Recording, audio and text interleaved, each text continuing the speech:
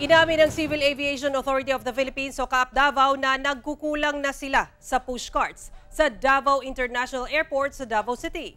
Ang detalye sa report ni John D. Esteban ng GMA Regional TV 1 Mindanao Live. John D.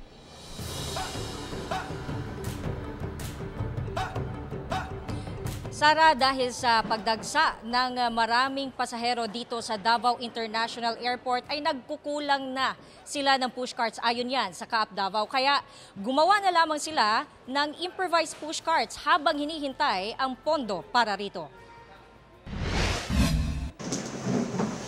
Diretso sa pagkuha ng pushcart ang mga pasahero pagdating sa domestic arrival area ng Davao International Airport sa Davao City.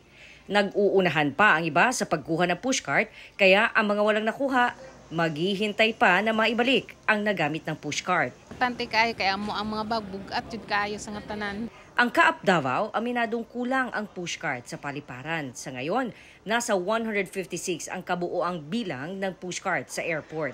Kabilang na ang dinonate kamakailan lang. Subalit, kulang pa rin dahil nasa average na 500 pushcarts ang kailangan. Dahil sa dumaraming pasahero, lalo na ngayong holiday season. Noong Nobyembre, nasa average na 10,000 pasahero ang naitala kada araw. Pero pagpasok ng Disyembre, tumaas na ito ng 10 hanggang 15%. Kulang gid atong pushcarts. Kasi even before the pandemic, nakita na gid siya nga nakulang. No? We are very hopeful for fiscal year 2024 na nagyun mi pondo ani. But that is again dependent on the mga considerations sa CAAP Central Office. Nilinaw naman ng CAAP Davao kung bakit hindi napasama sa budgetary proposal ang karagdagang pushcart ngayong taon. Lugi magyud mi ato, no?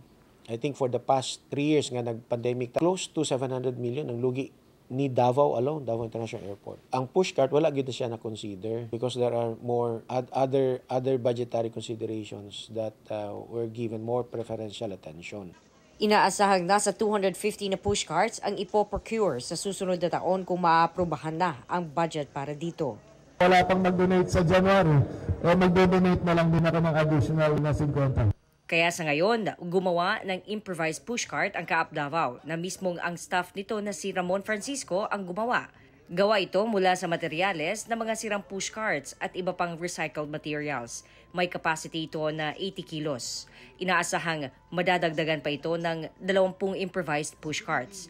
Samantala, ramdam na ang holiday rush sa Davao City bunsod ng mabigat na daloy ng trapiko sa ilang kalsada sa downtown area.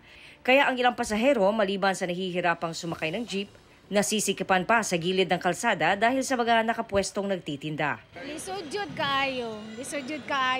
Para ingon ani, makuan ka kay syempre ang tao daghan, niya isa pa maglakaw ka. Nana po'y mga nagbaligya diri sa daplin. Kaya nabawasan daw ang nauuwing kita ng ibang PUJ drivers dahil sa matinding traffic. Taas mag-oras. Taas oras sa muraw nang imbes ka murawon may kuan ka oras duha, mahimong tulo. Kaya paalala ng otoridad sa publiko na magbaon ng mahabang pasensya sa tuwing magbabiyahe dahil asahan pa ang pagsikip sa kalsada lalo na at dumarami pa ang may last minute na aasikasuhin habang papalapit ang araw ng Pasko. Sara, asahan ayon sa City Transport and Traffic Management Office ang mas matinding traffic mamaya dahil may isasagawang bandadasigo parada sa Pasko na ilan lamang sa mga events ng Pasko Fiesta dito sa Davao City dahil isasara ang ilang kalsada sa downtown area lalong-lalo na sa may San Pedro Square. Sara. Okay, maraming salamat at advance Merry Christmas din sa inyo. John D. Esteban ng GMA Regional TV 1 Mindanao.